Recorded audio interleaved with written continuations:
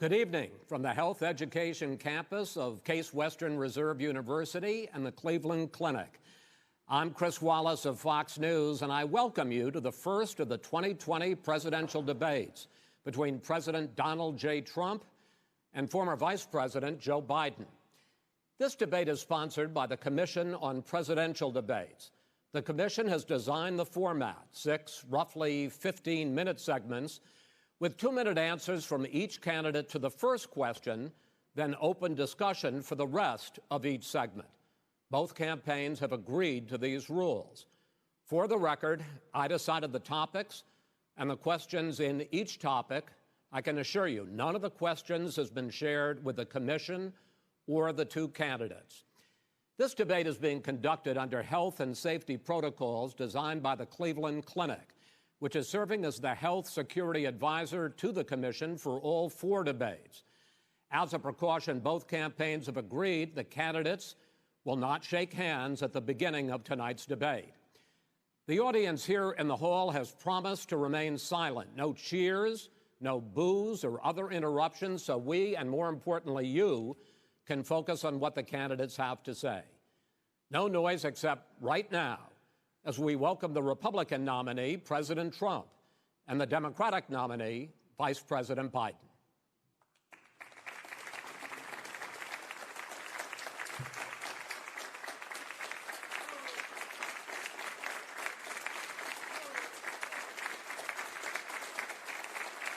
How you doing, man? How are you? I'm well.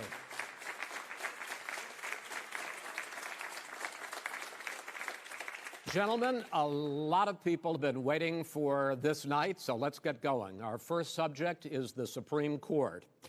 President Trump, you nominated Amy Coney Barrett over the weekend to succeed the late Ruth Bader Ginsburg on the court. You say the Constitution is clear about your obligation and the Senate's to consider a nominee to the court. Vice President Biden, you say that this is an effort by the president and Republicans to jam through an appointment and what you call an abuse of power. My first question to both of you tonight: why are you right in the argument you make and your opponent wrong? And where do you think a Justice Barrett would take the court? President Trump, in this first segment, you go first. 2 minutes. Thank you very much, Chris. I will tell you very simply, we won the election. Elections have consequences. We have the Senate, we have the White House, and we have a phenomenal nominee, respected by all, top academic, good in every way, In fact, some of her biggest endorsers are very liberal people from Notre Dame and other places. So I think she's going to be fantastic. We have plenty of time, even if we did it after the election itself. I have a lot of time after the election, as you know. So I think that she will be outstanding. She's going to be as good as anybody that has served on that court. We really feel that. We have a professor at Notre Dame, highly respected by all, said she's the single greatest student he's ever had. He's been a professor for a long time at a great school. And we won the election, and therefore we have the right to choose her. And very few people knowingly would say otherwise. And by the way, the Democrats, they wouldn't even think about not doing it. If they had, the only difference is they'd try and do it faster. There's no way they would give it up. They had Merrick Garland, but the problem is they didn't have the election, so they were stopped. And probably that would happen in reverse also. Definitely would happen in reverse. So we won the election, and we have the right to do it, Chris. President Trump, thank you. Same question to you, Vice President Biden. You have 2 minutes. Well, first of all, thank you for doing this, and looking forward to this, Mr. President. Thank you, Joe. The American people have a right to have a say in who the Supreme Court nominee is. And that say occurs when they vote for a United States senators and when they vote for the President of the United States. They're not going to get that chance now because we're in the middle of an election already. The election has already started. Tens of thousands of people have already voted. And so the thing that should happen is we should wait. We should wait and see what the outcome of this election is, because that's the only way the American people get to express their view, is by who they elect as president and who they elect as vice president. Now, what's at stake here is the president's made it clear he wants to get rid of the Affordable Care Act. He's been running on that. He ran on that, and he's been governing on that. He's in the Supreme Court right now trying to get rid of the Affordable Care Act, which will strip 20 million people from having insurance, health insurance now, if it goes into court. And the justice, and I have nothing, I'm not opposed to the justice. She seems like a very fine person. But she's written before she went on the bench, which is her right, that she thinks that the Affordable Care Act is not constitutional. The other thing that's on the court, and if it's struck down, what happens? Women's rights are fundamentally changed. Once again, a woman could be pay more money because she has a pre-existing condition of pregnancy. They were able to charge a woman more for the same exact procedure a man gets. And that ended when we, in fact, passed the Affordable Care Act.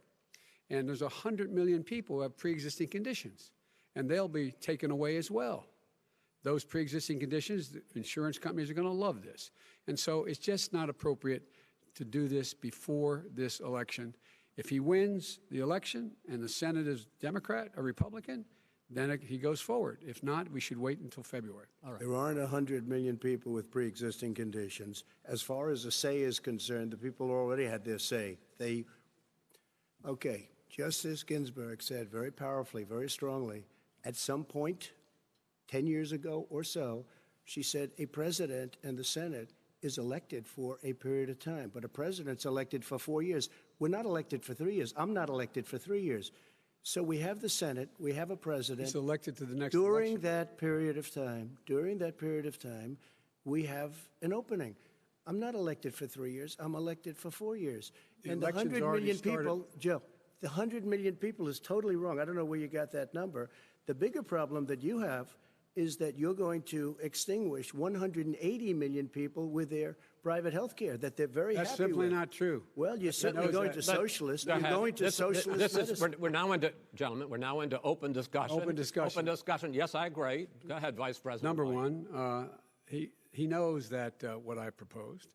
What I proposed is that we expand Obamacare and we increase it. We do not wipe any. And one of the big debates we had with 23 of my colleagues trying to win the nomination that I won were saying that Biden wanted to allow people to have private insurance still. They can. They do. They will under my proposal. It's not what you've said, But and it's not what your party has said. That is simply your party a lie. doesn't say it. Your party wants to go socialist medicine. My party is and me. socialist right healthcare. now, I am and the they're going to Democratic dominate Party. you, Joe. You know that. I am the Democratic Party right now. The platform of the Not according Democratic to Party Harris. is what I, in fact, approved of. What I approved of. Now, here's the deal. The deal is that it's going to wipe out pre-existing conditions. And by the way, the 200,000 people that have died on his watch, how many of those have survived? Well, there's 7 million people that contracted COVID.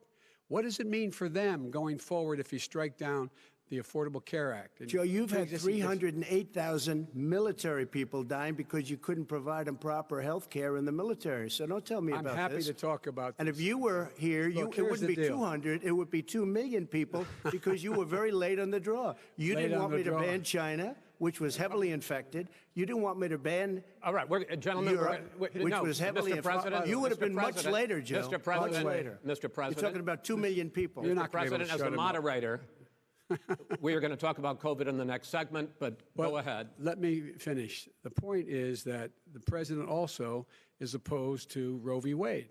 That's on the ballot as well in the court. And so that's also at stake right now. And so the election is already You don't know it's begun. on the ballot. Why is it on the ballot? Because Why is it you on the said ballot? It's not you're- on the ballot. It's on the ballot in the I court. don't think so. In the court. Well, There's nothing happening there. Donald, would you And just you don't be quiet know for a her minute? view on Roe v. Wade. You I don't don't know her know. view. Well, all right. Let's talk. We got a lot to unpack here, gentlemen. We got a lot of time. So on health care, and then we'll come back to Roe v. Wade. All right. Mr. President, the Supreme Court will hear a case a week after the election in which the Trump administration, along with 18 state attorneys general, are seeking to overturn That's right. Obamacare, to end Obamacare. You have spent the last... Because they want to give good health care. If I may ask my question, sir. Good health care. Over the last 4 years, you have promised to repeal and replace Obamacare, but you have never in these 4 years come up with a plan, a comprehensive plan Yes, to I have. replace Obamacare. Of course I have. Well, I got rid of the individual mandate. I'm going to give you an Excuse me. opportunity. I got rid of the individual mandate, which was a That is big not a chunk of comprehensive Obamacare. plan. That is absolutely a big thing. That was That- the worst I part of didn't ask, Obamacare. sir. Chris, You're that was the debating him, worst not part me. of Obamacare. Let me ask my Well, question. I'll ask Joe. The individual mandate was the most unpopular aspect of Obamacare. I got rid of it. I'd like you and to, we will protect Mr. people President, with I'm the pre-existing moderator of this conditions. debate, and I would like you to let me ask my question, and then you can answer your ahead. question. You, in the course of these 4 years, have never come up with a comprehensive plan to replace Obamacare, and just this last Thursday, you signed a largely symbolic executive order to protect people with pre-existing conditions 5 days before this debate. So my question, sir, is what is the Trump health care plan? Fine. Well, first of all, I guess I'm debating you, not him, but that's okay. I'm not surprised. Let me just tell you something, that there's nothing symbolic. I'm cutting drug prices. I'm going with favored nations, which no president has the courage to do because you're going against Big Pharma. Drug prices will be coming down 80 or 90%. You could have done it during your 47-year period in government, but you didn't do it. Nobody's done it. So we're cutting health care. What about All of the pre-existing things that conditions? we've done, He has not cut insulin. health I give care. you an example. Insulin. It was destroying families, destroying people because I'm getting it for so cheap. It's like water, you want to know the truth. So cheap. Take a look at all of the drugs what we're doing, prescription drug prices. We're going to allow our governors now to go to other countries to buy drugs because When in they fact- pay just a tiny fraction. As I say, of this what is we do. open discussion. No, Let but me this ask is you about, big. this This you'll be is happy, big stuff. sir. You'll be happy. I'm about to pick up on one of your points to ask the vice president, which is he points out that you would like to add a public option to Obamacare, and Yes. the argument that he makes and other Republicans make is that that is going to end private insurance. It is and not. well, if I sorry. can ask you the question, it will Not what end. your party says, by the way. It will end private insurance and create a government takeover of health care. It does not. It's only for those people who are so poor they qualify for Medicaid. They can get that free in most states, except governors who want to deny people who are poor Medicaid. Anyone who qualifies for Medicare would Medicaid would automatically be enrolled in the public option. The vast majority of the American people would still not be in that option, number one. Joe, you Number agreed two. with Bernie Sanders, who's I far did- left, on the manifesto, Will we you- call it. will And that manifest- gives you socialized medicine. Look, hey, Are you saying I'm not you going to didn't listen agree? to him. The fact of the matter is, I beat Bernie Sanders. Not by much. I beat him a whole hell of a lot. I'm Not by here much. standing facing you, old buddy. Pocahontas would have left Well, 2 I days tell early. you, You would have lost every primary. All he knows how to on do Super is hurt. Tuesday. You got Look, very lucky. here's the deal. I got very lucky. I'm going to get very lucky tonight as well. And tonight I'm going to With make what? sure because With what? here's the deal. Here's the deal. The fact is that everything he's saying so far is simply a lie. I'm not here to call out his lies. Everybody knows he's a liar. But you I just agreed. want to Hey, make Joe, sure. you're the liar. I want to make sure. Graduated last in your class, not first in your class. I want to make Mr. sure. President, can you let him finish, sir? No, he doesn't know how to do that.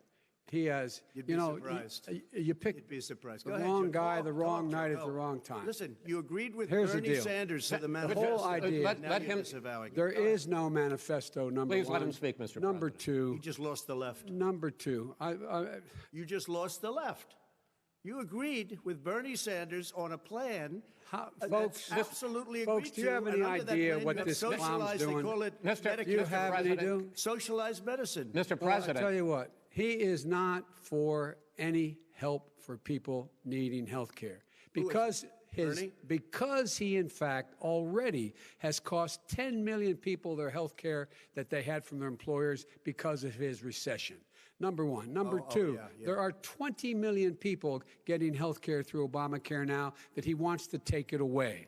He won't ever look you in the eye and say that's what he wants to do. Take it away. No, I want to give Number them better three. health care at a But- much lower price but- because and by the way, Obamacare he doesn't is know no how. good. He doesn't know how I've to do already that. fixed it. He has never I've offered already a fixed plan. it to an extent. He has never Obamacare, done a as you single might thing. know, but probably don't. But, Obamacare gentlemen, you is realize no if you're good, both Joe. speaking at the It's no same good, time, and it's too expensive. let the president go ahead, sir. Obamacare is no good. We made it better. And I had a choice to make very early on. We took away the individual mandate. We guarantee pre-existing conditions, but took away the individual mandate. Listen, this is the way it is. And that destroyed They shouldn't even call it Obamacare. Then I had a choice to make. Do I let my people run it really well or badly? If I run it badly, they'll probably blame him, but they'll blame me. But more importantly, I want to help people, okay? I said, you got to run it so well. That's what he's and I known for. just had a meeting with them. They said, the problem is no matter how well you run Obamacare, it's a disaster. It's too expensive. Okay. Premiums are too high, and it doesn't work. So we do want to get rid of it. Chris, we want to get rid of it. I understand it, sir, but I have to give you roughly equal time. Good. Please let the Vice President talk. Good. He has no plan for health care. Of course we do. Please. He sends out wishful thinking. He has executive orders that have no power. He hasn't lowered drug costs for anybody. He's been promising a health care plan since he got elected. He has none, like almost everything else he talks about. He does not have a plan. He doesn't have a plan.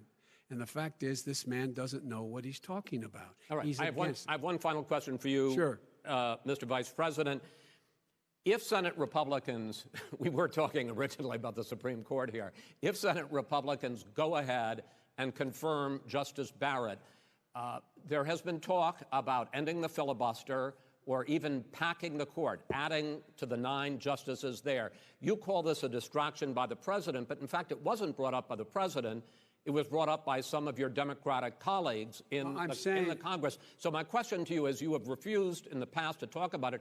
Are you willing to tell the American people tonight whether or not you will support either ending the filibuster or packing the court? Whatever position I take in that, that'll become the issue. The issue is the American people should speak. You should go out and vote. You're in voting now. Vote and let your senators know how strongly you feel.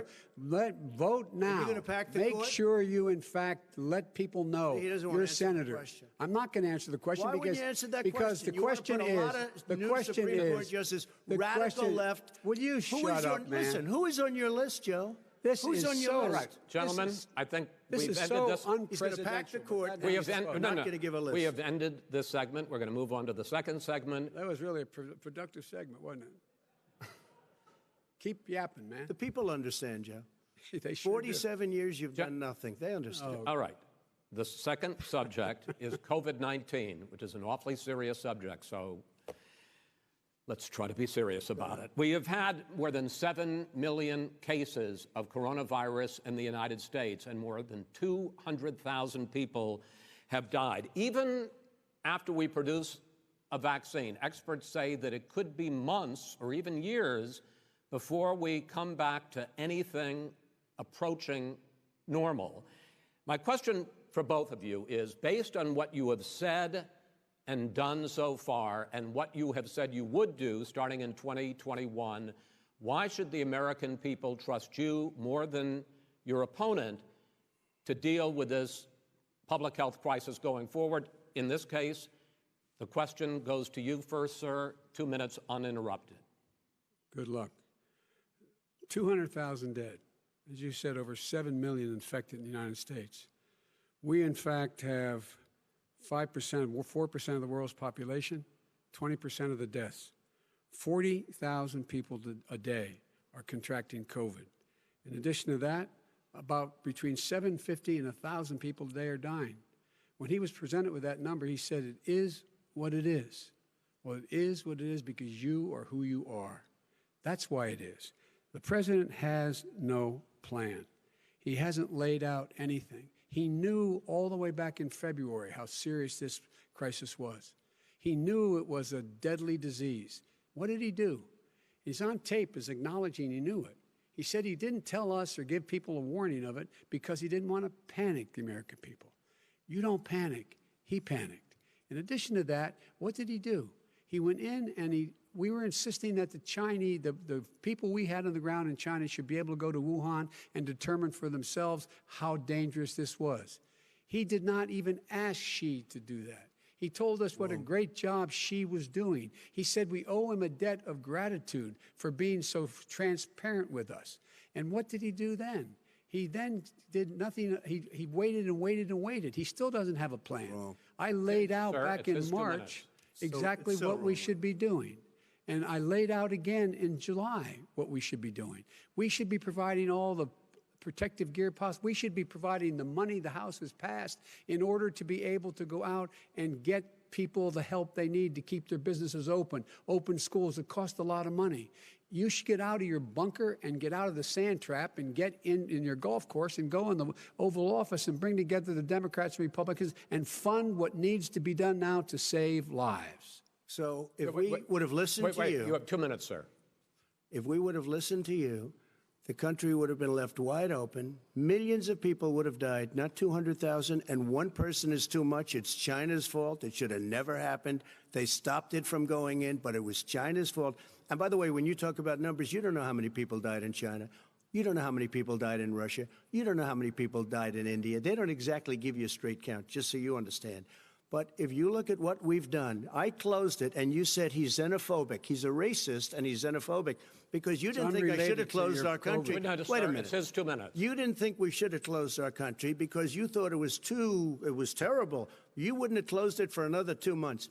By my doing it early, in fact, Dr. Fauci said, President Trump saved thousands of lives. Many of your Democrat governors said, President Trump did a phenomenal job. We worked with the governor. Oh, really? Go take a look. The governors said I did a phenomenal job. Most of them said that. In fact, people that would not be necessarily on my side said that. President Trump did a phenomenal job. We did. We got the gowns. We got the masks. We made the ventilators. You wouldn't have made ventilators. And now we're weeks away from a vaccine. We're doing therapeutics already. Fewer people are dying when they get sick. Far fewer people are dying. We've done a great job. The only thing I haven't done a good job, and that's because of the fake news. No matter what you say to them, they give you bad press on it. It's just fake news. They give you good press. They give me bad press because that's the way it is, unfortunately. But let me just tell you something. I don't care. I've gotten used to it. But I'll tell you, Joe, you could never have done the job that we did. You don't have it in your blood. You could have never done that job. I know how to do the job. I know how to get the job Well, you didn't do very well in swine flu. H1N1, you were a disaster. Your own chief of staff said you were a disaster. 14,000 people died, not 200,000. There was no economic recession. Sir, you made a there was no recession. You made a point. Let him answer it. And there was we didn't shut down the economy. This is his economy he's shut down. The reason it's shut down is because, look, you folks at home, how many of you got up this morning and had an empty chair at the kitchen table because someone died of COVID? How many of you were in a situation where you lost your mom or dad and you couldn't even speak to them? You had a nurse holding a phone up so you could, in fact, say goodbye. You would have lost far more people. Far more people. And, you would have been and by the way, months late. his own CDC director says we could lose as many as another 200,000 people between now and the end of the year. And he held up. He said, if we just wear a mask, we can save half those numbers. Just a mask. And by the way, in terms of the whole notion of a vaccine, we're for a vaccine, but I don't trust him at all, nor do you. I know you don't. What we trust is a scientist. You don't trust Dr. Johnson Fauci. Johnson, Pfizer? Okay, by the way, gentlemen, let me move on to questions about the future, because you both have touched on two of the questions I'm going to ask.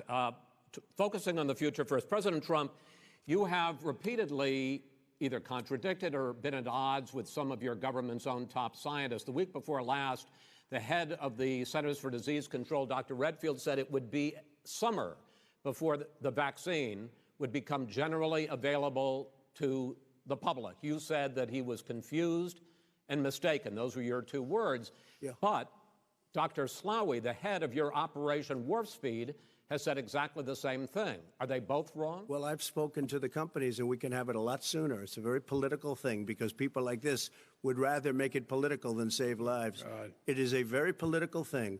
I've spoken to Pfizer. I've spoken to all of the people that you have to speak to. We have great Moderna, Johnson & Johnson, and others. They can go faster than that by a lot. Become very political because the left, or I don't know if I call them left, I don't know what I call them. So you're suggesting that the head of your Operation Warp Speed, Dr. Slaoui? I disagree with him. Yeah, no, I disagree with both of them. And he didn't say that. He said it could be there, but it could also be much sooner. I had him in my office 2 days ago. He talked about the summer, sir, before it's generally available. Just He said it's a possibility that we'll have the answer before November 1st. It could also be after that. When it's generally available. Well, we're going to deliver it right away. We have the military all set up. Logistically, they're all set up. We have our military that delivers soldiers, and they can do 200,000 a day, they're going to be This delivering is the the same vaccine. man It's who all told set you up. by Easter this would be gone away. By the warm weather, it'd be gone. Miraculous, like a miracle. And by the way, maybe you could inject some bleach in your arm, and that would take care of it. This is the That same was man. said sarcastically, That was and you him. know that. I That was said sarcastically. And so here's the deal. This man is talking about a vaccine.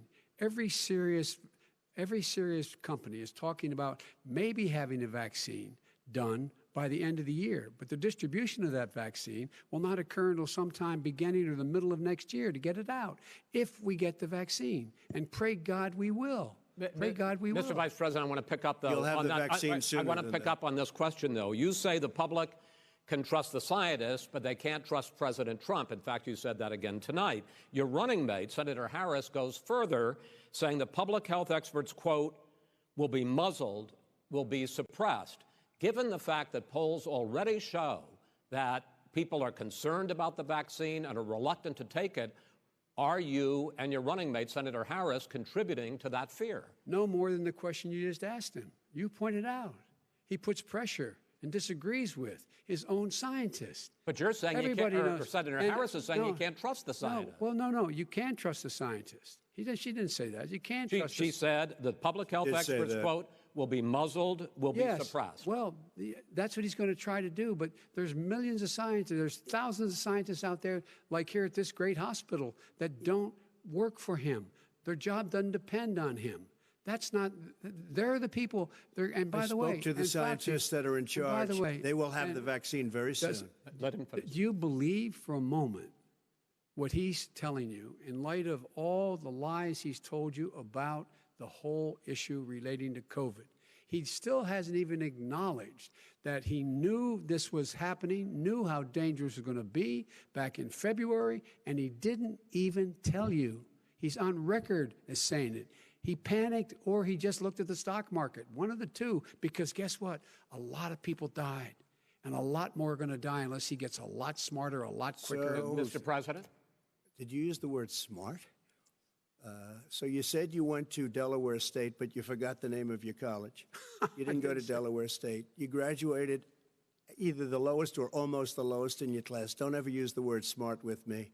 Don't ever use that word. Oh, give me a break. Because you know what? There's nothing smart about you, Joe. 47 years, you've done nothing. Let's have this debate. And if you We'll would see have who's had, let me just tell you something, Joe. No, if you would have had the charge of what I was put through, I had to close the greatest economy in the history of our country. And by the way, now it's being built again. See, and it's We're going to going get up to the fast. economy in the next segment, sir. Okay. It's going up fast. Okay. Look forward to talking. When it comes to how the virus has been handled so far, the two of you have taken very different approaches, and this is going to affect how the virus is handled going forward by whichever of you ends up becoming the next president. I want to quickly go through several of those. Reopenings. Vice President Biden, you have been much more reluctant than President Trump about reopening the economy and schools. Why, sir? Because he doesn't have a plan. If I were running, I'd know what the plan is. You've got to provide these businesses the ability to have the money to be able to reopen with the PPE as well as with the sanitation they need. You have to provide Tell that them to Nancy plastic. Pelosi. Well, he's just shush for a minute. Tell it to Nancy Pelosi. And Schumer, by the Brian way, Chuck. Nancy Pelosi and Schumer, they have a plan. He won't even meet with them. The Republicans won't meet with the Senate. And he sits on his golf course. And I mean, literally, think about it. You probably play more than I do, Joe. What about this question of reopenings and the fact? Well, he wants to shut down this country, and I want to keep it open. And we did a great thing by shutting it down. Wait a minute, Joe. Let me shut you down for a second, Joe, just for 1 second. He wants to shut down the country. We just went through it. We had to because we didn't know anything about the disease. Now we found that elderly people with heart problems and diabetes and different problems are very, very vulnerable. We learned a lot. Young children aren't. Even younger people aren't. We've learned a lot. But he wants to shut it down. More people will be hurt by continuing. If you look at Pennsylvania, if you look at certain states that have been shut down, they have Democrat governors all. One of the reasons they're shut down is because they want to keep it shut down until after the election on November 3rd. I want to move on to another because subject. it's a I want to move political on to another I've got to subject. respond. But those states are not doing well that are shut down Which is right got now. to respond to that. President shut down Trump, the you whole have country. begun to increasingly question the effectiveness of masks as a disease preventer. And in fact, recently you have cited the issue of waiters touching their masks and touching plates. Are you questioning No, I think the masks efficacy are okay. of You have masks? to understand, if you look, I mean, I have a mask right here. I put a mask on, when I think I need it. Tonight, as an example, everybody's had a test, and you've had social distancing and all of the things that you have to. But I Just wear like your masks rallies. when needed. When needed, I wear masks. Okay, let me ask. I don't wear masks like him. Every time you see him, he's got a mask. He could be speaking 200 feet away from it. He shows up with the biggest mask I've ever seen. I will say this. Vice President Biden, go ahead, sir. Look, the way to open businesses is give them the wherewithal to be able to open. We provided money. The Congress. But I was asking you, sir, about masks. Well, masks make a big difference. His own head of the CDC said if we just wore masks between now, everybody wore masks and social distance between now and January, we'd probably save up to 100,000 lives. It matters. And they've also said the opposite. They've also said no serious person said the opposite. They've No also said, well, look serious at I wanna Dr. ask you- Fauci. Dr. Fauci said the He opposite. did not I say want to the ask you, we opposite. got a said little very bit more than a strongly, minute left in this masks segment. are not good. Then he changed his mind. He said masks are good. I'm wanna okay ask- with masks. I I'm want to not ask you fighting both about masks. one last subject, because your different approaches has even affected the way that you have campaigned. President Trump, you're holding large rallies with crowds packed together, thousands of people. Outside. Outside, yes, sir, agreed. Vice President Biden, you are holding much smaller events with Because nobody will show up. people with Well, it's true. Nobody shows up to his rallies. All right. In any case, why you holding the big rallies? Why you not? You go first, sir. Because people want to hear what I have to say. I mean, But are you I've not done a worried great about it job spreading as a disease? president, and I'll have 35,000 people show up at airports. We use airports. Are you and not worried hangars, about and we the have disease a lot of issues, people. sir? Well, so far we have had no problem whatsoever. It's outside. That's a big difference, according to the experts. And we do them outside. We have tremendous crowds, as you see. I mean, and literally on 24 hours' notice. And Joe does the circles and has 3 people someplace. Okay. By the way, did you see Go ahead, sir. one of the last big rallies he has? And a reporter came up to him to ask him a question. He said, no, stand back. Put on your mask. Put on a mask. Have you been tested? I'm way far away from those other people. That's what he said. I can't. I'm going to be okay. He's not worried about you. He's not worried about the people out there breathing in one another. We've had no negative cheek to effect. jowl. No negative effect. We've had no negative effect. And we've had 35,000, 40,000 All right. Do you people want at to any of these rallies. just Yes. quickly finish up, because I want to move on to our next. Yes, I would. He's been totally irresponsible the way in which he has handled the social distancing and people wearing masks, basically encouraged them not to. All right. He's a fool on this. If you could get the crowds, you would have done the same thing. But you can't. Nobody cares. Gentlemen, can we move on Nobody to the cares. Gentlemen, can we move on to the economy? Yes. The economy is, I think it's fair to say, recovering faster than expected from the shutdown. Much faster. In the second quarter, the unemployment rate fell to 8.4% last month. The Federal Reserve says the hit to growth, which is going to be there, is not going to be nearly as big as they had expected. President Trump, you say we are in a V-shaped recovery. Vice President Biden, you say it's more of a K-shape. What difference does that mean to the American people in terms of the economy? President Trump, in this segment, you go first. So we built the greatest economy in history. We closed it down because of the China plague. When the plague came in, we closed it down, which was very hard psychologically to do. He didn't think we should close it down, and he was wrong. And again, 2 million people would be dead now instead of still 204,000 people is too much. One person is too much. Should have never happened from China. But what happened is we closed it down, and now we're reopening, and we're doing record business. We had 10.4 million people in a 4-month period that we've put back into the workforce.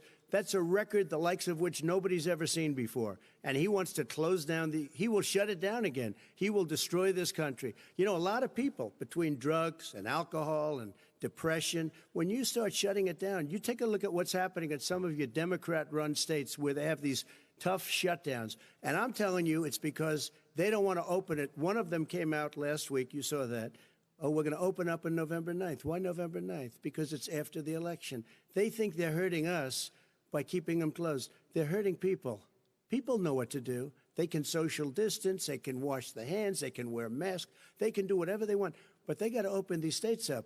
When you look at North Carolina, when you look, and these governors are under siege, Pennsylvania, Michigan, and a couple of others, you got to open these states up. It's not fair. You're talking about almost, it's like being in prison.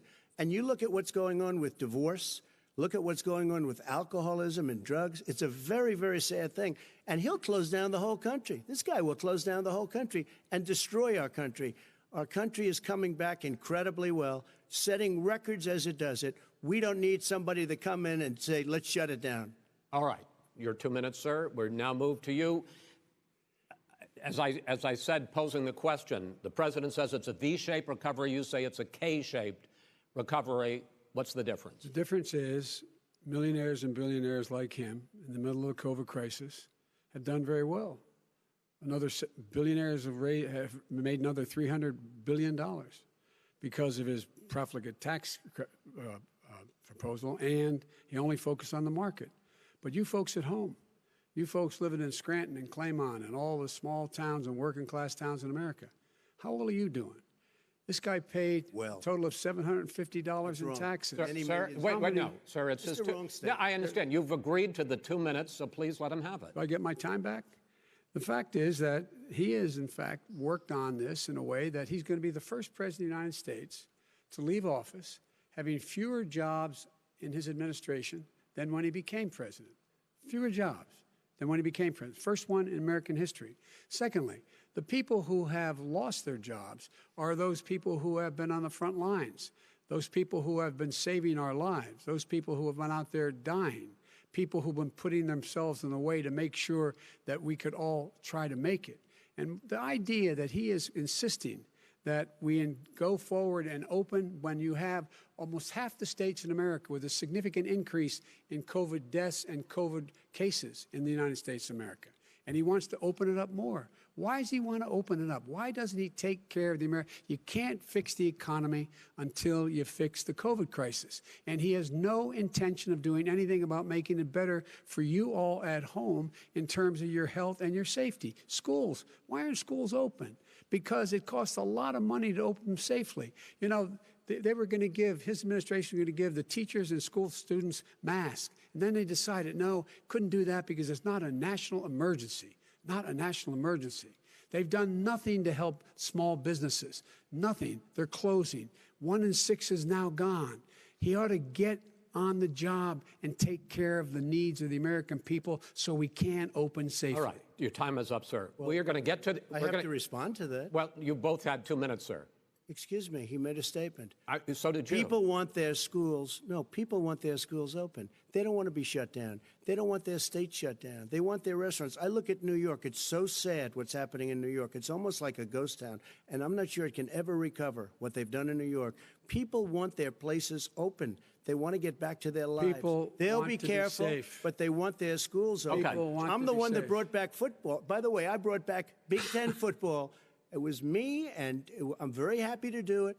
And all right, people of Ohio are very proud of me. And you know how I found out? When he took gentlemen, a phony we're going to ad. get to your economic plans going forward in a moment. But first, Mr. President, as you well know, there's a new report that in 2016, the year you were elected president, and 2017, your first year as president, that you paid $750 a year in federal income tax each of those years. I know that you pay a lot of other taxes, but I'm asking you the specific question. Is it true that you paid $750 in federal income taxes each of those 2 years? I paid millions of dollars in taxes, millions of dollars of income tax. And let me just tell you, there was a story in one of the papers. I paid $38 million 1 year. I paid $27 million. Show us your tax returns. I went... you'll see it as soon as it's finished. You'll see it. You know, if you want to go to the Board of Elections. There's a 118-page or so report that says everything I have, every bank I have, I'm totally under-leveraged because the assets are extremely good, and we have a very, I built a great company. I'm asking you a specific question, which is... But let me tell you... I understand all of that. I understand all of that. But no, Mr. President. Go ahead. I'm asking you a question. Will you tell us how much you paid in federal income taxes in 2016 and 2017? Millions of dollars. You paid millions of dollars? Millions of dollars, So yes. not $750? Millions of dollars, and you'll get to see it. And you'll get to see it. But let me just tell you, Chris, let me just tell you something, that it was the tax laws. I don't want to pay tax. Before I came here, I was a private developer. I was a private business people. Like every other private person, unless they're stupid, they go through the laws, and that's what it is. He passed a tax bill that gave us all these privileges for depreciation and for tax credits. We build a building and we get tax credits, like the hotel on Pennsylvania Avenue. You get a massive, which, by the way, was given to me by the Obama administration, if you can believe that. Now, the man got fired right after that happened. But Vice President Biden, you want to respond? Yeah, I do want to respond. Look, the tax code that made him, put him in a position that he pays less tax than a school teacher on the money a school teacher makes, is because of him he says he's smart because he can take advantage of the tax code. And he does take advantage of the tax code. That's why I'm going to eliminate the Trump tax cuts. And I'm going to eliminate those tax cuts and make sure that we invest in the people who, in fact, need the help. People out there need help. But why didn't you do it over the last 25 years? Because you weren't president. Because you weren't president screwing things up. You were a senator. And You're by the way, worst you were president America has ever had. Hey, Come Joe, on. let me just tell you, Joe, I've done more in 47 months. I've done more than you've done in 47 years, Joe. We've done things that you never even thought of doing, including fixing the broken military that you gave me, including taking care of your vets. Mr. President, we're talking about the economy. I'd like to ask you about your plans going forward because, Mr. Vice President, your economic plan, if you were to be elected president, focuses a lot on big government, big taxes, big spending. I want to focus first on the taxes. You propose more than $4 trillion over a decade in new taxes on individuals making more than $400,000 a year and on corporations. President Trump says that that kind of an increase in taxes is going to hurt the economy as it's just coming out of a recession. Well, just take a look at what is the analysis done by Wall Street firms. Points out that my economic plan would create 7 million more jobs than his in 4 years, number one.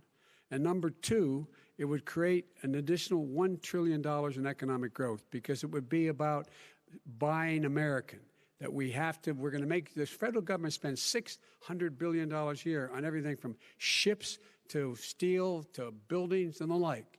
And under my proposal, we're going to make sure that every penny of that has to be made by a company but respectfully, sir, I'm talking about taxes, not spending. By the way, I'm going to eliminate a significant number of the tax. I'm going to make the corporate tax 28%. It shouldn't be 21%. You have 91 companies, in the Fortune 500 who don't pay a single penny in tax, making billions of dollars. Why didn't you do it before when you were vice president with Obama? Because you, in fact, passed that.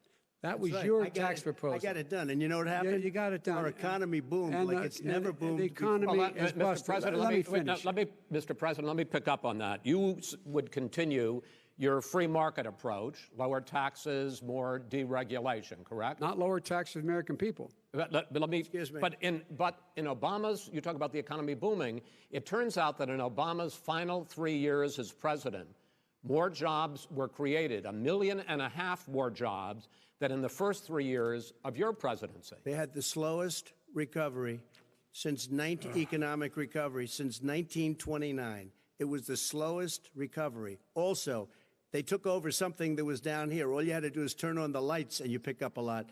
But they had the slowest economic recovery since 1929. Let me tell you about the stock market. When the stock market goes up, that means jobs. It also means 401ks. If you got in, if you ever became president with your ideas, you want to terminate my taxes, I'll tell you what, you'll lose half of the companies that have poured in here will leave, and plenty of companies that are already here, they'll leave for other places. They will leave, and you will have a depression, the likes of which you've never seen. Look, we inherited the worst recession short of a depression in American history. I was asked to bring it back. We were able to have an economic recovery that created the jobs you're talking about. We handed him a booming economy. He blew it. It wasn't booming. Blew it. He blew it. It wasn't booming. It was the weakest recovery since 1929. Is it fair to say he blew it when fact, when there was record low unemployment before COVID? Yeah, but because what he did, even before COVID, manufacturing went in the hole. Manufacturing went in a hole. Excuse number me, one. Chris. Wait. Number two. Chris. Number three. They said it would take. No, you were number two. No. Chris. They said it would This take guy a or miracle to bring back manufacturing. I brought back 700,000 jobs. They brought back nothing. They gave up on manufacturing. We Part did of not my agree. standard fare. I'm the guy He that brought totally back gave the up on automobile manufacturing. industry. All right, let him. We brought back, I was asked to bring back Chrysler and General Motors. We brought them back right here in the state of Ohio and Michigan. He blew it. They're gone. He blew it. And in fact, they're going. Ohio had the best year it's ever had last year. Michigan had the best year they've ever had. That is not Many true. car companies came in from Germany, from Japan, went to Michigan, went to Ohio. They're not having And it. they didn't come in with you. Mr. Vice President, go ahead. And so you take a look at what he's actually done.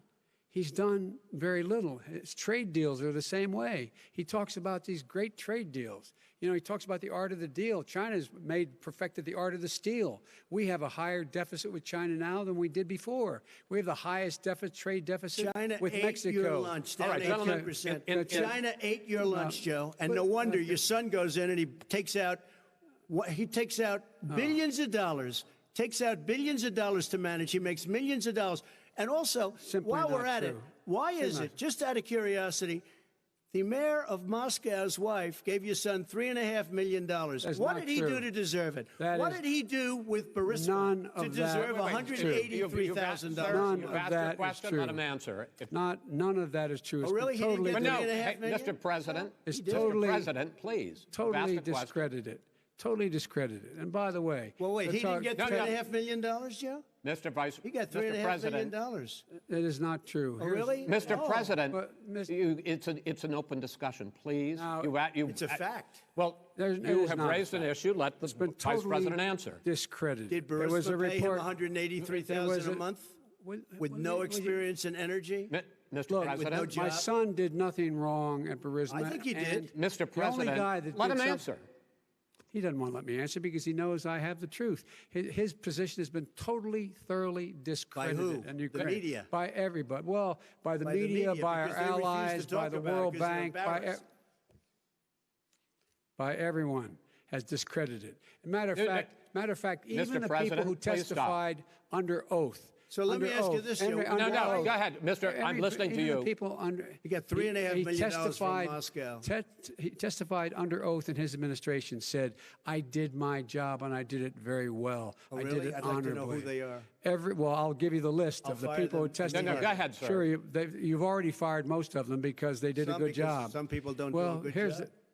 With you, Go they ahead. say- You get here's the wait a deal. minute. You get the final word, Mr. Well, it's hard to get any word in with this clown. Excuse me, this. Hey, this let me just person. say, No. Mr. President. $3.5 Mr. million, President. Joe. That is simply Why did not he true. deserve $3.5 million It from did- Moscow? Look, here's the deal. We want to talk about families and ethics. I don't want to do that. I mean, his family we could talk about all night. His family's My already... family, No, let him go. my family already lost wrote- a fortune by Go ahead. coming down and helping Go us ahead. with Go ahead, government. sir. And that's Every- such a... they're right that's here. a- Mr. That's President. such Every a great... single one of them lost This a is not fortune about by President. my coming and family or helping his us with family. It's government. about your family, They the didn't American collect $3.5 people. million He for doesn't. nothing. That's not true. It doesn't want to talk about what you need. You, the American people. It's about you. That's what we're talking about. you here. should All right, Not that's the end of the Shouldn't have segment. taken the money. We're moving on. He didn't take them. Well, Vice it's a very- President, but Chris, no, can I be honest? It's a very important Try to be question. honest. No, I- He I- stood good. up. No, he stood up, the answer to and the he question is threatened no. Ukraine. No, sir. With $1 billion, if you don't That get rid of is the Russians. You know what? You're absolutely not stop. You're true. on tape doing it. You're going to You're on have tape. True. Gentlemen. Is- I hate to raise Chris, my voice, he's but it on seems tape. to be, why should I be different than the two of you? So here's the Got a deal. good point. We have 6 segments. We have ended that segment. We're going to go to the next segment. In that segment, you each are going to have 2 uninterrupted moments. In those 2 uninterrupted minutes, Mr. President, you can say anything you want. I'm going to ask a question about race, but if you want to answer about something else, go ahead. But I think that the country would be better served if we allowed both people to speak with fewer interruptions. I'm appealing to you, sir, to do that. Well, and him too. Well, frankly, you've been doing more interrupting Well, that's than all he right, has. but he does plenty. Well, less than, sir, less there's than, plenty. no, less than you have. Let's please continue on. The issue of race. Vice President Biden, you say that President Trump's response to the violence in Charlottesville 3 years ago, when he talked about very fine people on both sides, was what directly led you to launch this run for president. Oh, yeah, sure. President Trump, you have often said that you believe you have done more for black Americans than any president, with the possible exception of Abraham Lincoln. My question for the two of you is, why should voters trust you rather than your opponent to deal with the race issues facing this country over the next 4 years? Vice President Biden, you go first. It's about equity and equality. It's about decency. It's about the Constitution. And we have never walked away from trying to require equity for everyone, equality for the whole of America. But we've never accomplished it. But we've never walked away from it like he has done. It is true. The reason I got in the race is when those people, close your eyes, remember what those people looked like coming out of the fields carrying torches, their veins bulging, just spewing anti-Semitic bile, and accompanied by the Ku Klux Klan. A young woman got killed. And they asked the president what he thought. He said there were very fine people on both sides. No president has ever said anything like that. It is whose now, 2 minutes, sir. Second point I'd make to you is that when Floyd was killed, when Mr. Floyd was killed, there was a peaceful protest in front of the White House. What did he do? He came out of his bunker, had the military use tear gas on him so he could walk across to a church and hold up a Bible. And then what happened after that? The bishop of that very church said that it was a disgrace. The general who was with him said all he ever wants to do is divide people, not unite people at all. This is a president who has used everything as a dog whistle to try to generate racist hatred, racist division. This is a man who, in fact, you talk about helping African Americans. 1 in 1,000 African Americans has been killed because of the coronavirus. And if he doesn't do something quickly, by the end of the year, 1 in 500 will have been killed. 1 in 500 African Americans. This man is a savior of African Americans. This man cares at all. This man's done virtually nothing. Look, the fact is that you have to look at what he talks about. You have to look at what he did. And what he did has been disastrous for the African American community. So, President Trump, you have 2 minutes. Why should Americans trust you over your opponent to deal with racism? he did a crime bill, 1994, where you call them super predators, African Americans, the super predators, and they've never forgotten it. They've never forgotten it, Joe. No, sir, it's his 2 minutes. So you did that, and they call you a super predator, and I'm letting people out of jail now that you have treated the African American population community, you have treated the black community about as bad as anybody in this country. You did the 1990, and that's why, if you look at the polls, I'm doing better than any Republican has done in a long time, because they saw what you did. You call them super predators, and you've called them worse than that, because you look back at your testimony over the years, you've called them a lot worse than that. As far as the church is concerned, and as far as the generals are concerned, we just got the support of 250 military leaders and generals, total support. Law enforcement, almost every law enforcement group in the United States. I have Florida, I have Texas, I have Ohio, I have Portland. The sheriff just came out today and he said, I support President Trump. I don't think you have any law enforcement. You can't even say the word law enforcement, because if you say those words, you're going to lose all of your radical left supporters. And why aren't you saying those words, Joe? Why don't you say the words law enforcement? Because you know what? If they called us in Portland, we would put out that fire in a half an hour, but they won't do it because they're run by radical left Democrats. If you look at Chicago, if you look at any place you want to look, Seattle, they heard we were coming in the following day, and they put up their hands, and we got back Seattle. Minneapolis, we got it back, Joe, because we believe in law and order, but you don't. The top 10 cities and just about the top 40 cities are run by Democrats and, in many cases, radical left. And they've got you wrapped around their finger, Joe, to a point where you don't want to say anything about law and order. And I'll tell you what, the people of this country want and demand law and order, and you're afraid to even say it. All right. I want to return to the question of race. Vice President Biden, after the grand jury in the Breonna Taylor case decided not to charge any of the police with homicide, you said it raises the question, quote, whether justice could be equally applied in America. Do you believe that there is a separate but unequal system of justice for blacks in this country? Yes, there is. There's systemic injustice in this country, in education and work and in law enforcement and the way in which it's enforced. But look, the vast majority of police officers are good, decent, honorable men and women. They risk their lives every day to take care of us. But there are some bad apples. And when they occur, when they find them, they have to be sorted out. They have to be held accountable. They have to be held accountable. And what I'm going to do as President of the United States is call together an entire group of people at the White House, well, everything from the civil rights groups to the police officers, the police chiefs, and we're going to work this out. We're going to work this out so we change the way in which we have more transparency in when these things happen. These cops aren't happy to see what happened to George Floyd. These cops aren't happy to see what happened to Breonna Taylor. Most don't like it. But we have to have a system where people are held accountable. And by the way, violence in response is never appropriate. Never appropriate.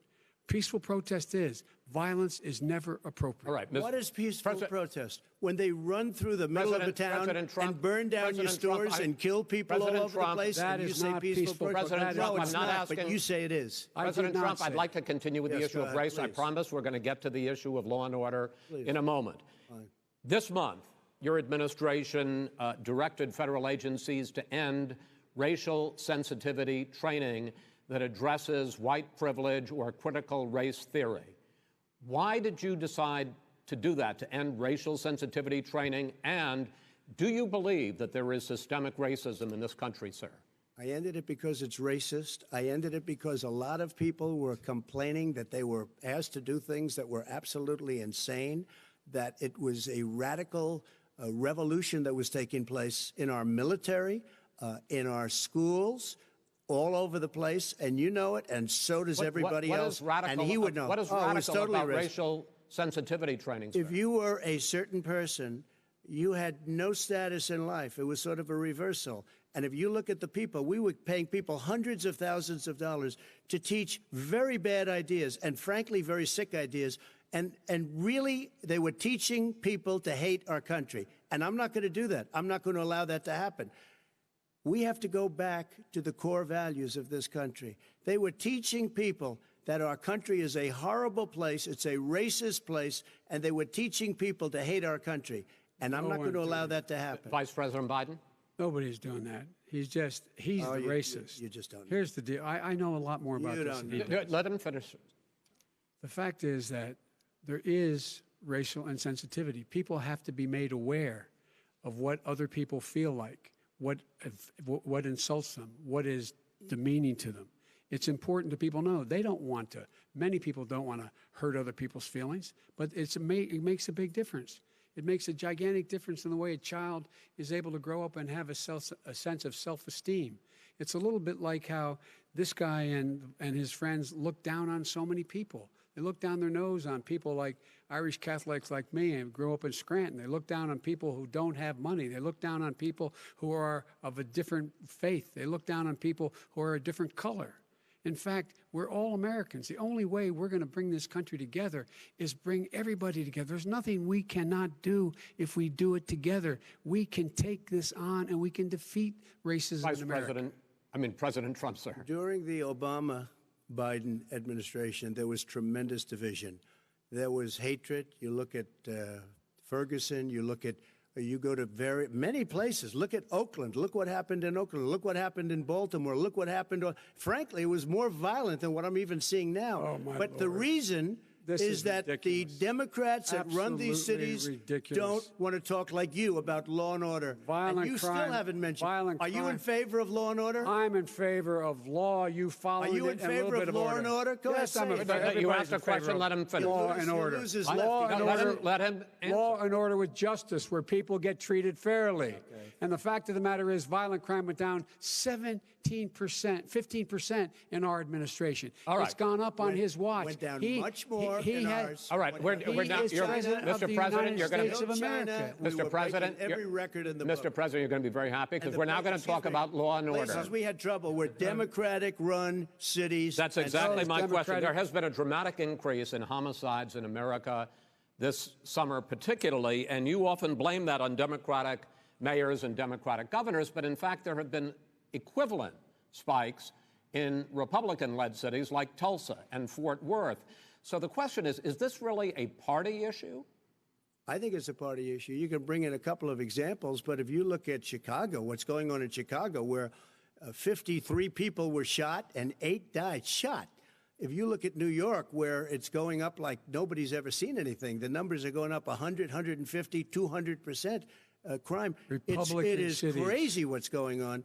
And he doesn't want to say law and order because he can't, because he'll lose his radical left supporters. And once he does that, it's over with. But if he ever got to run this country and they ran it the way he would want to run it, we would have our suburbs would be gone. By the way, our suburbs would be gone, and you would see problems like you've never seen. He would know a suburb unless he took a wrong turn. Oh, I know suburbs. He would not. So much Go ahead. Wait a minute. I was raised in the suburbs. This is not 1950. All these dog whistles and racism don't work anymore. Suburbs are by and large integrated. There's many people today driving their kids to soccer practice and or to black and white and Hispanic in the same car as there have been any time in the past. What really is a threat to the suburbs and their safety is his failure to deal with COVID. They're dying in the suburbs. His failure to deal with the environment. They're being flooded. They're being burned out because his refusal to do anything. That's why the suburbs are in trouble. I do want to talk about this issue of law and order, though. And in the joint recommendation that came from the Biden-Bernie Sanders task force, you talked about, quote, reimagining policing. Yeah. First of all, what does reimagining policing mean, and do you support? It means. Let me, if I might finish the question. What does reimagining policing mean, and do you support the Black Lives Matter call for community control of policing? Look, what I support is the police having the opportunity to deal with the problems they face. And I'm totally opposed to defunding the police officers. As a matter of fact, local police, the only one defunding it, his budget calls for a $400 million cut in local law enforcement assistance. They need more assistance. They need, when they show up for a 9/11 call, to have someone with them as a psychologist or psychiatrist to keep them from having to use force and be able to talk people down. We have to have community policing like we had before, where the officers get to know the people in the communities. That's when crime went down. It didn't go up, it went down. And so we have to be engaged. That's not what they're talking about, Chris. That's not what they're talking about. He's talking about defunding the police. That is not true. He doesn't have any law support. Look, he has no law enforcement support. That's not true. Almost that's nothing. Look. Oh, really? Who do you have? Name one group that supports you. Name one group that came out and supported you. Go ahead. Look, think. We have time. We don't have time to do anything. Think all right. Name one law enforcement group that came out and supported I think, gentlemen, I think I'm going to take back the moderator's role, and I want to get to another subject, which is the issue of protests in many cities that have turned violent. In Portland, Oregon, especially, we had more than 100 straight days of protests, which I think you would agree. You talk about peaceful protests. Many of those turned into riots. Mr. Vice President, you say that people who commit crimes should be held accountable. The question I have, though, is, as the Democratic nominee, and earlier tonight you said that you are the Democratic Party right now, have you ever called the Democratic mayor of Portland or the Democratic governor of Oregon and said, hey, you got to stop this, bring in the National Guard, do whatever it takes, but you stop the days and months of violence in Portland? I don't hold public office now. I am a former vice president. I've made it clear in my public statements that the violence should be prosecuted. It should be prosecuted, and anyone who commits it but should you've never called for the people, the leader. Excuse me, sir. You have never called for the leaders in Portland and in Oregon to call and bring in the National Guard and knock off 100 days of riots. They can, in fact, take care of it if he just stay out of the way. Look here. Oh, really? Really? Here's the thing. I sent in the U.S. Marshals to get the killer of the young man in the middle of the street. They shot him, and for 3 days, President Trump, Portland wouldn't do anything. I had to send in the U.S. Marshals. They took care of business. Go ahead, sir. And by the way, his own former spokesperson said, riots and chaos and violence help his cause. That's what this is all about. I don't know who said that. I do. Who? I think Kellyanne Conway. I don't think she said that. She said that. And so here's the point. Go ahead, the point is that That's what he is, keeps trying to rile everything up. He doesn't want to calm things down. Instead of going in and talking to people and saying, let's get everybody together, figure out how to deal with this. What's he do? He just pours gasoline in the fire constantly, and every single solitary time. Okay, and to end this, button up this segment, I'm going to give you a minute to answer, sir. You have repeatedly criticized. I have to answer his statement. No, you have His repeatedly. statement. Wait, you have just 1 No, second. you've been talking He back made and a forth. statement. I'm asking you. I would love to end it. Sir. I would love to end it, and You know, we if would you want to very- switch seats, We would very quickly. We could do that, but I'd I'm send no, in the National Guard, it would be over. There'd be no problem. Okay, But they good. don't want to accept the National Guard. You have repeatedly criticized the vice president for not specifically calling out Antifa and other left-wing That's right. extremist groups. But are you willing tonight to condemn white supremacists and militia groups and to say that they need to stand down and not add to the violence in a number of these cities, as we saw in Kenosha and as we've seen in Portland? Sure, Are you I'm willing prepared to do that, specifically but do it? Well, I go would ahead, say, sir. I would say almost everything I see is from the left wing, not from the right wing. So what are you saying? I'm willing to do anything. I want to see Well, peace. then do it, sir. Say it. Do it. Say it. Do you want to call him? What do you want to call him? Give me a name. Give me a White name. Go ahead. supremacists and Who would white you like me to supremacists. condemn? White Proud Boys. supremacists and right-wing Proud militia. Boys, stand back and stand by. But I'll tell you what. Somebody's got to do something about Antifa and the left, because this is not a right-wing problem. His This own is a left-wing. FBI director This said is a the threat left-wing of Go ahead, problem. white Go ahead, sir. supremacists. Antifa's an idea, not an organization. Oh, you gotta be not kidding. militia. That's what Oh, really? his It's an idea. FBI director Gentlemen, said. Well, we're then gonna, you know what? No, He's no, wrong. we're done, sir. We're moving on to the next. We're Everybody moving. gives you When a bat advice hits in you your over the head, that's not administration. an idea. Everybody in Antifa your is administration bad. tells you the truth has a bad idea. Can I tell you what? You have no ideas that are Antifa is a dangerous, All right, radical gentlemen, group. we're now moving on to the Trump And and you ought to be Biden careful with records. them. They'll overthrow you. When in a 2 president, seconds. I'm going to ask a question. When the president seeks a second term, it is generally a referendum on his record. But Vice President Biden, you like to quote one of your dad's sayings, which is, don't compare me to the almighty, compare me to the alternative. And in this case, sir, you are the alternative. Looking at both of your records, I'm going to ask each of you, why should voters elect you president over your opponent? In this segment, President Trump, you go first, 2 minutes. Because there has never been an administration or president who has done more than I've done in a period of 3.5 years. And that's despite the impeachment hoax. And you saw what happened today with Hillary Clinton, where it was a whole big con job. But despite going through all of these things, where I had to fight both flanks and behind me and above, there has never been an administration that's done what I've done. The greatest, before COVID came in, the greatest economy in history, lowest unemployment numbers. Everything was good. Everything was going. And by the way, there was unity going to happen. People were calling me for the first time in years. They were calling and they were saying, it's time maybe. And then what happened? We got hit, but now we're building it back up again. A rebuilding of the military, including Space Force and all of the other things. A fixing of the VA, which was a mess under him. 308,000 people died because they didn't have proper health care. It was a mess. And we now got a 91% approval rating at the VA, our vets. We take care of our vets. But we've rebuilt our military. The job that we've done, and I'll tell you something, some people say maybe the most important. By the end of the first term, I'll have approximately 300 federal judges and Court of Appeals judges, 300, and hopefully 3 great Supreme Court justices. That is a record, the likes of which very few people, and you know one of the reasons I'll have so many judges?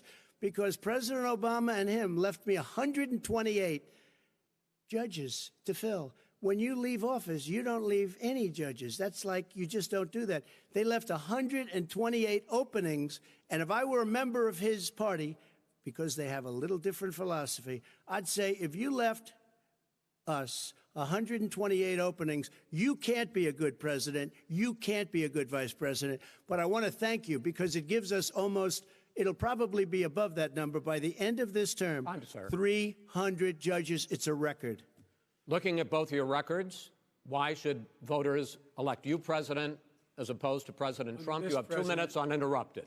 Under this president, we become weaker, sicker, poorer, more divided, and more violent.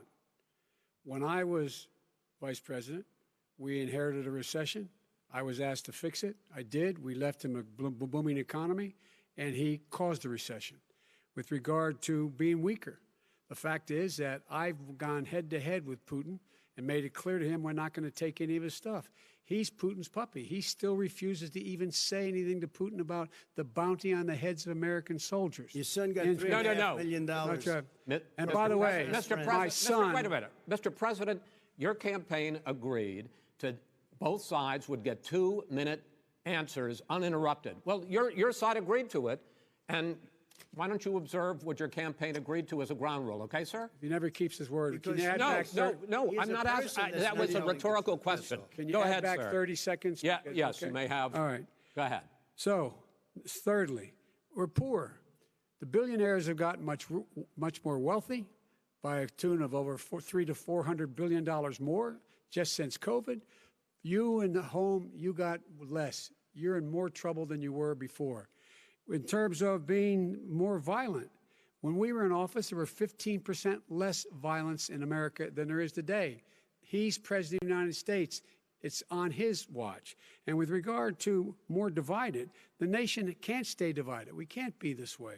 And speaking of my son, the way you talk about the military, the way you talk about them being losers and being and just being suckers. My son was in Iraq. He spent a year there. He got the Bronze Star. He got the Conspicuous Service Medal. He was not a loser. He was a patriot, and the people left behind there were heroes. Really? And I resent. Are you talking like about hell. Hunter? Are you talking about Hunter? I'm talking about my son, Beau Biden. You're talking about. I don't know Beau. I know Hunter. Yeah, Hunter got thrown out of the military.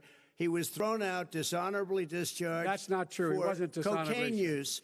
And he didn't have a job until you became vice president. Once you became vice president, he made a fortune in Ukraine, in China, in Moscow, that is simply and various not other places. True. He made a fortune. My son, and he didn't have a job. My son, like a lot of people we know at home, had a drug problem. He's overtaken it. He's fixed it. He's worked on it, and I'm proud of him. But why was he given tens of millions of dollars? But he wasn't given tens of millions of dollars. That is totally discredited. We've already been totally discredited. We've already been through this. I think the American people would rather hear about more substantial subjects. Well, you know, as the moderator, sir, I'm going to make a judgment call here. Gets $3.5 million from the mayor of Moscow. Let's talk about not true. Gentlemen, that report is totally discredited. Mitt Romney on that committee said it wasn't worth taxpayers' money, that report. It was written for political reasons. You know, I'd like to talk about climate change. So would I. Okay. The forest fires in the West are raging now. They have burned millions of acres. They have displaced hundreds of thousands of people.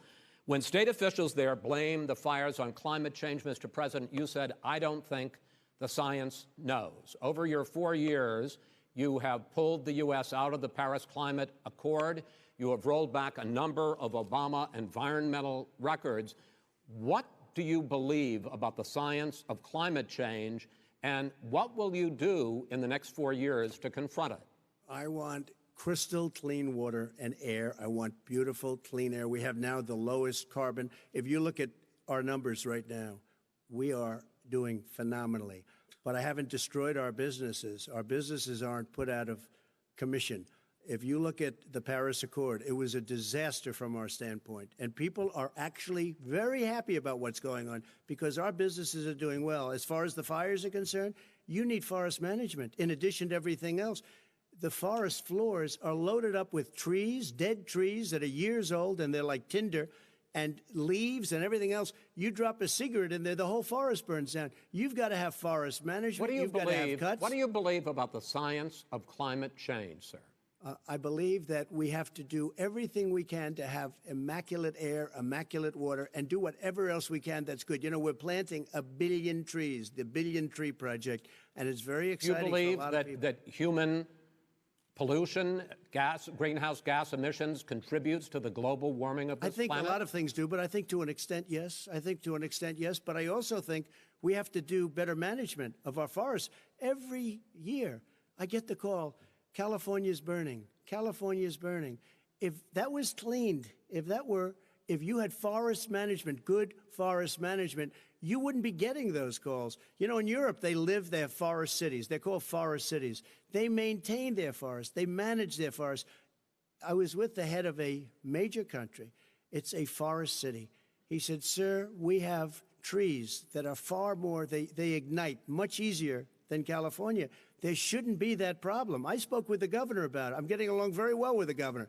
But I said, you know, at some point, you can't every year have hundreds of thousands of acres of land just burned to the ground. But, sir, that's burning down because of a lack of management. But, sir, if you believe in the science of climate change, why have you rolled back the Obama Clean Power Plan, which limited carbon emissions in power plants? Why have you relaxed? Because it was driving energy prices through the sky. Why have you relaxed fuel economy standards that are going to create more pollution from cars and trucks? Well, not really, because what's happening is the car is much less expensive and it's a much safer car, and you're talking about a tiny difference. And then what would happen, because of the cost of the car, you would have at least double and triple the number of cars purchased. We have the old slugs out there that are 10, 12 years old. If you did that, the car would be safer. It would be much cheaper by $3,500. In the case of California, they've simply ignored No, but you would take your a lot of cars rollback. off the market because people would be able to afford a car. Now, and by the way, we're going to see how that turns out. But a lot of people agree with me, many people. The car has gotten so expensive because they have computers all over the place for an extra little bit of gasoline. And, and I'm okay with electric cars, too. I think I'm all for electric cars. I've given big incentives for electric cars. But what they've done in California is just crazy. Right. Vice President Biden, I'd like you to respond to the president's climate change record, but I also want to ask you about a concern. You proposed $2 trillion in green jobs. You talk about new limits, not abolishing, but new limits on fracking, ending the use of fossil fuels to generate electricity by 2035, and zero net emission of greenhouse gases by 2050. The president says a lot of these things would tank the economy and cost millions of jobs. He's absolutely wrong, number one. Number two, if in fact, during our administration, the Recovery Act, I was in charge, able to bring down the cost of renewable energy to cheaper than or as cheap as coal and gas and oil. Nobody's going to build another coal-fired plant in America. No one's going to build another oil-fired plant in America. They're going to move to renewable energy, number one. Number two, we're going to make sure that we are able to take the federal fleet and turn it into a fleet that's run on their electric vehicles. Making sure that we can do that, we're going to put 500,000 charging stations in all of the highways that we're going to be building in the future. We're going to build an economy that, in fact, is going to provide for the ability us to take 4 million buildings and make sure that they, in fact, are weatherized in a way that, in fact, they'll emit significantly less gas and oil because the heat will not be going out. There's so many things that we can do now to create thousands and thousands of jobs. We can get to net zero in terms of energy production by 2035. Not only not costing people jobs, creating millions of good paying jobs, not $15 an hour, but prevailing wage, by having a new infrastructure that, in fact, is green. And the first thing I will do, I will rejoin the Paris Accord. I will join the Paris Accord because with us out of it, look what's happening. It's all falling apart. And talk about someone who has no relationship with foreign policy. Brazil, the rainforests of Brazil are being torn down, are being ripped down. More carbon is absorbed in that rainforest than every bit of carbon that's emitted in the United States. Instead of doing something about that, I would be gathering up and making sure we had the countries of the world coming up with $20 billion and say, here's $20 billion. Stop tearing down the forest. And if you don't, then you're going to have significant economic consequences. What about the argument that President Trump basically says that you have to balance environmental interests and economic interests, and he's drawn his line? Well, he hadn't drawn a line. He still, for example, he wants to make sure that methane's not a problem. You can now emit more methane without it being a problem. Methane. This is a guy who says that you don't have to have mileage standards for automobiles that exist now. This is a guy who says that, well, the fact that it's all true. And here's the deal. He's talking about the Green New Deal, and it's not $2 billion or $20 billion, as you said. It's $100 trillion. I'm talking about where they want to rip Biden down plan. Go for a buildings minute, and then you can go. and rebuild the building. No, It's the that is dumbest, not- most that ridiculous. is not where the airplanes are out of minute, sir. business, That's it. where two-car systems are out, where they Not want true. to take out the cows too. Not That's not true. true either, right? Not this is true. this is a 100 Simply, trillion. look, That's more money than our is- country could make in that is 100 simply years if we're not going. the case. All right, let me destroy because, our because I country. actually, wait a minute, sir. I actually have studied your plan, and it includes upgrading 4 million buildings, weatherizing 2 million homes over 4 years, building 1.5 million energy-efficient homes.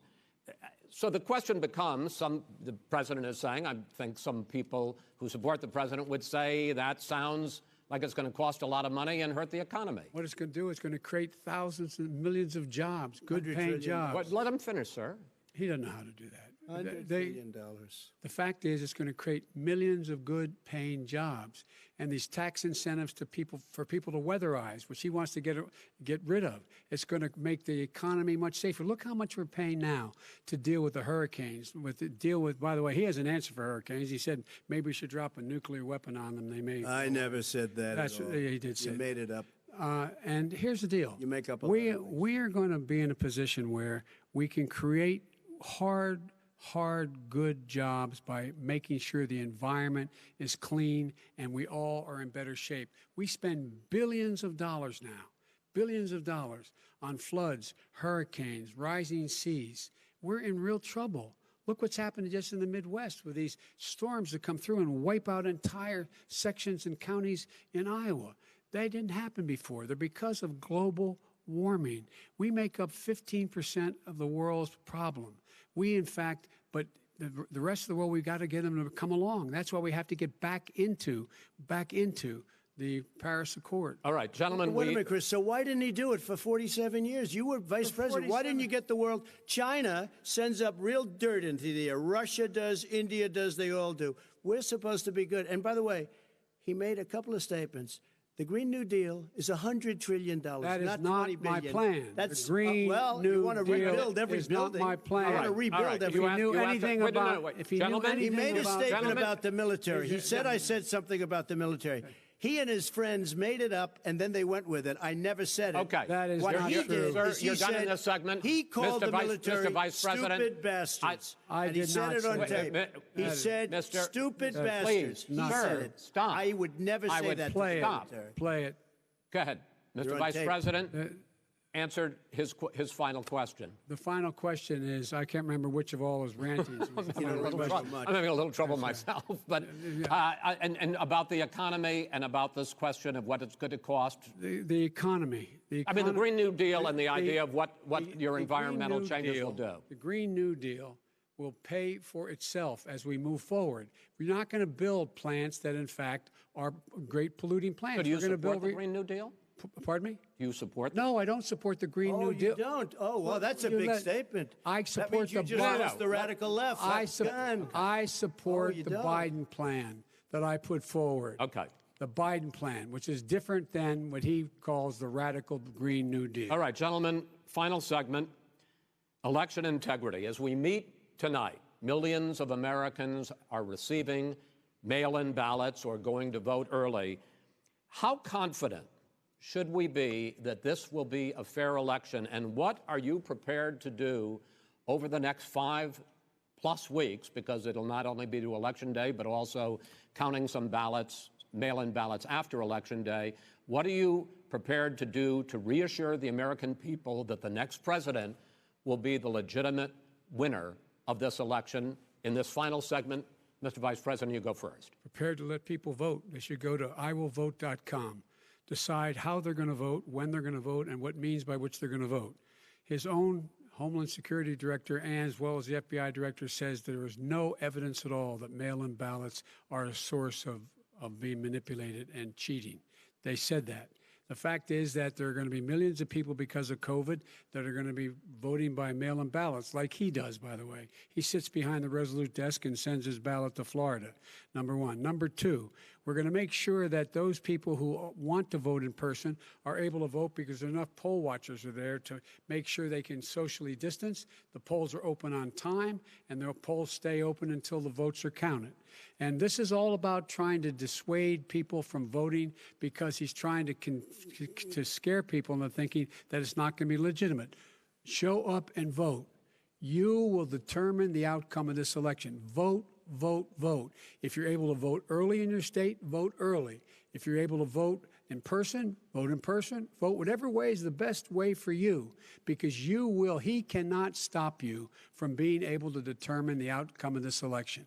And in terms of whether or not, when the votes are counted, and they're all counted, that will be accepted. If I win, that will be accepted. If I lose, that'll be accepted. But by the way, if in fact he says he's not sure what he's going to accept, well, let me tell you something. It doesn't matter, because if we get the votes, it's going to be all over. He's going to go. He can't stay in power. It won't happen.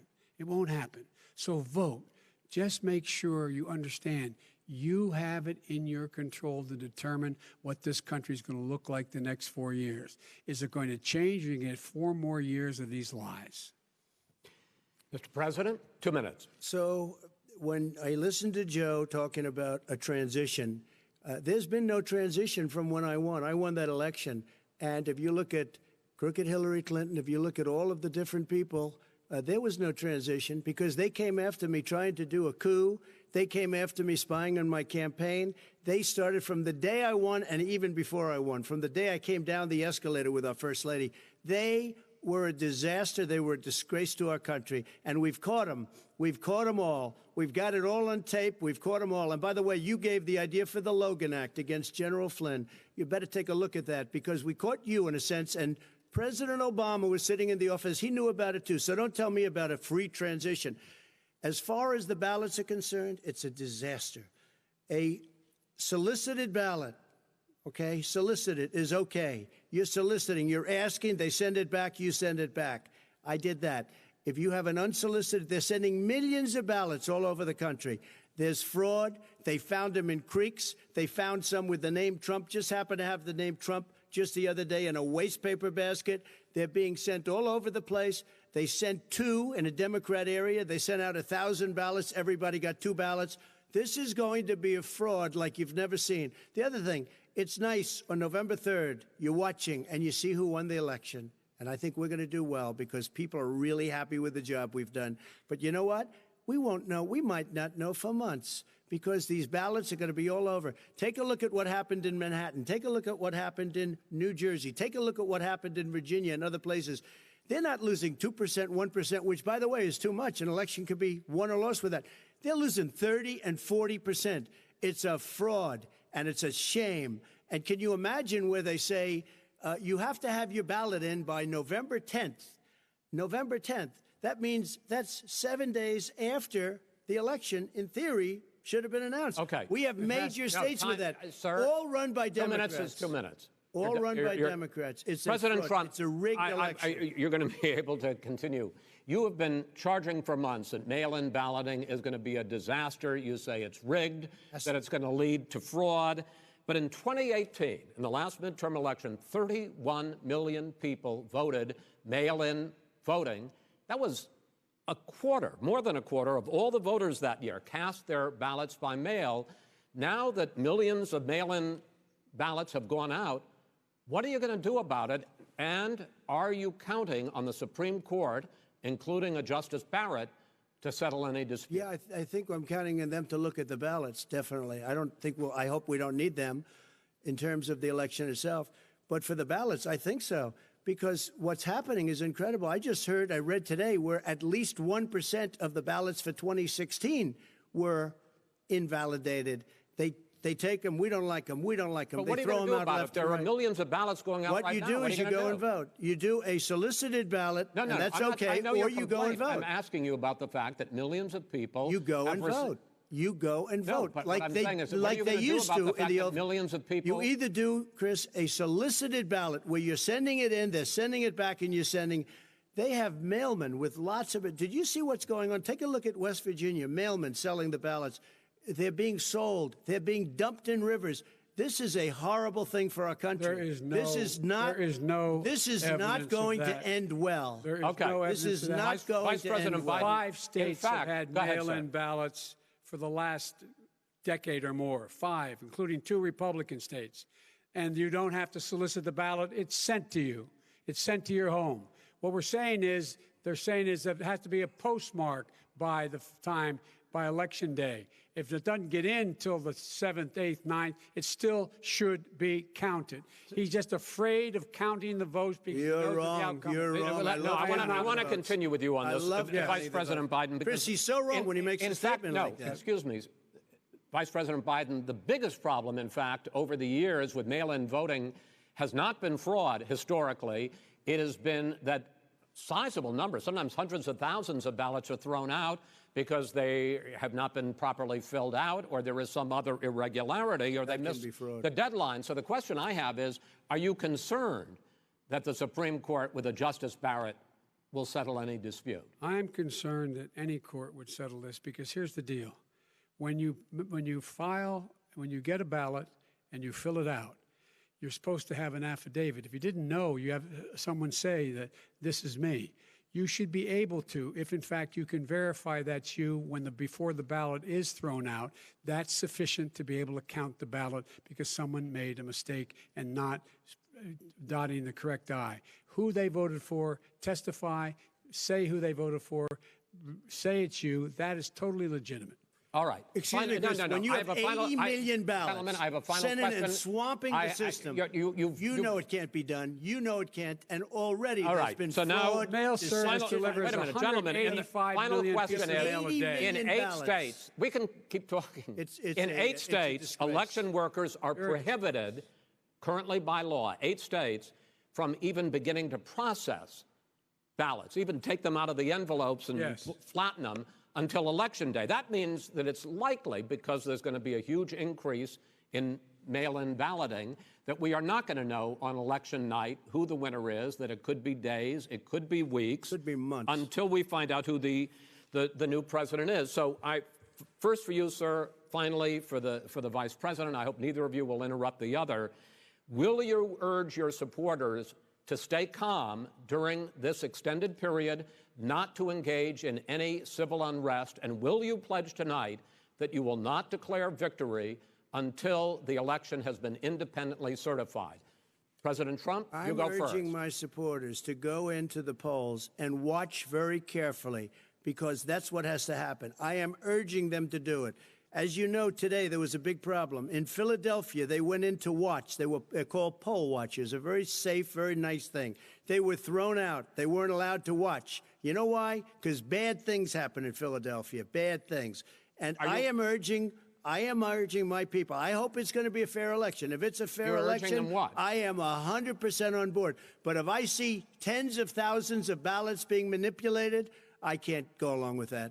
And I'll tell you what, does that mean, from a common sense, does that mean you're going to tell your people to take to the street? It means you have a fraudulent election. You're sending out 80 million ballots. They're not equipped to.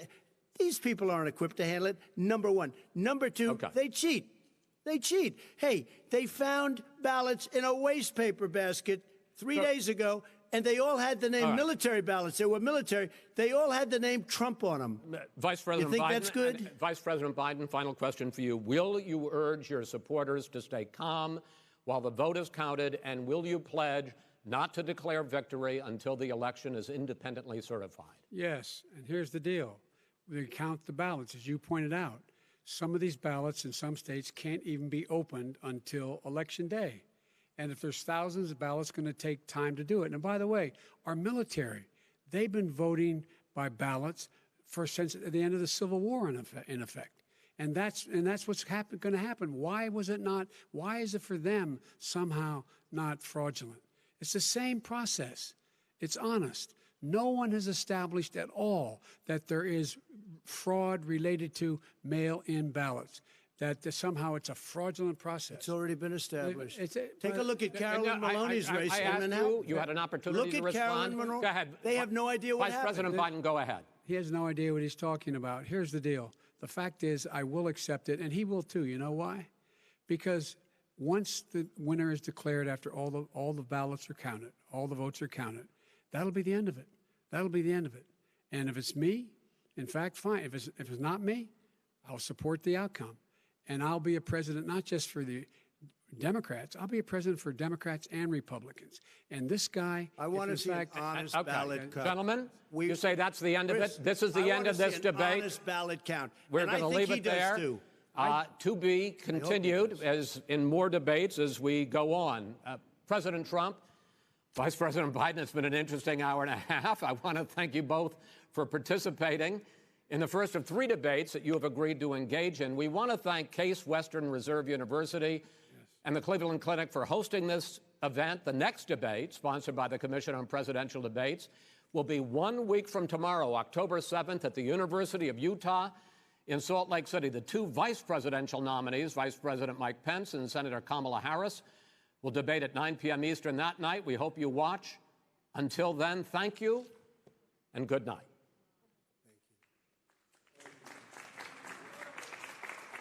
Thank you.